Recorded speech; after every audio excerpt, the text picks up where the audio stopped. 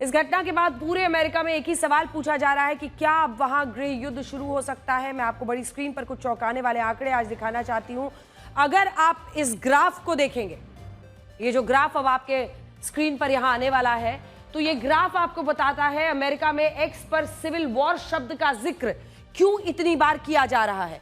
यह बात अमेरिका की हो रही है। चार्ली कर्क की हत्या के बाद अमेरिका में एक्स पर ऐसी पोस्ट और रीपोस्ट बढ़ गए हैं जिनमें सिविल वॉर यानी गृह युद्ध का जिक्र है। चार्ली कर्क की हत्या से पहले सिविल वॉर से के 15 से 20 मेंशंस होते थे, लेकिन 10 सितंबर को घटना वाले दिन ये 1 लाख, देखिए कैसे यहां पर 1 जुलाई को, 13 जुलाई को, 26 जुलाई को सिविल वॉर को लेकर चर्चाएं होती रही हैं सोशल मीडिया पर, लेकिन जैसे ही 9 सितंबर को यह घटना घटती है उसके बाद देखिए ये कैसे ऊपर बढ़ रहा है और फिर 11 सितंबर को ये 2,10,856 मेंशंस मिले हैं।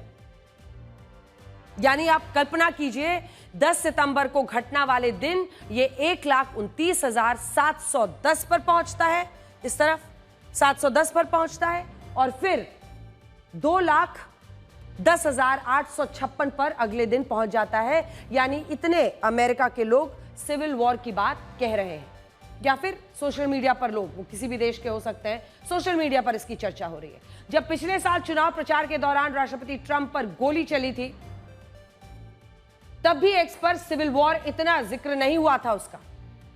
आप सोचिए, जब खुद डोनाल्ड ट्रंप पर गोली चली थी तब भी इतनी चर्चा नहीं हुई थी। ट्रंप असैसिनेशन अटेम्प्ट 2,60,304 था। चार्ली कर्क असैसिनेशन के बाद आप देखिए 340,566 है। मतलब ये दोनों वक्त पर आप देखिए कि सिविल वॉर शब्द की ज्यादा चर्चा कहां पर अब जाकर पहुंची है।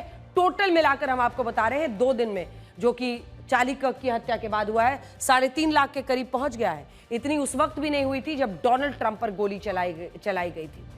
आपको याद होगा कान के उनके बगल से चली गई थी, उनको कान में चोट आई थी। हालांकि चार्ली कर्क राष्ट्रपति डोनाल्ड ट्रंप के कट्टर समर्थकों में से एक हैं, जिन्हें कंजर्वेटिव राजनीति का भविष्य माना जाता था और उनके कई विचारों को लेकर बहुत सारे विवाद भी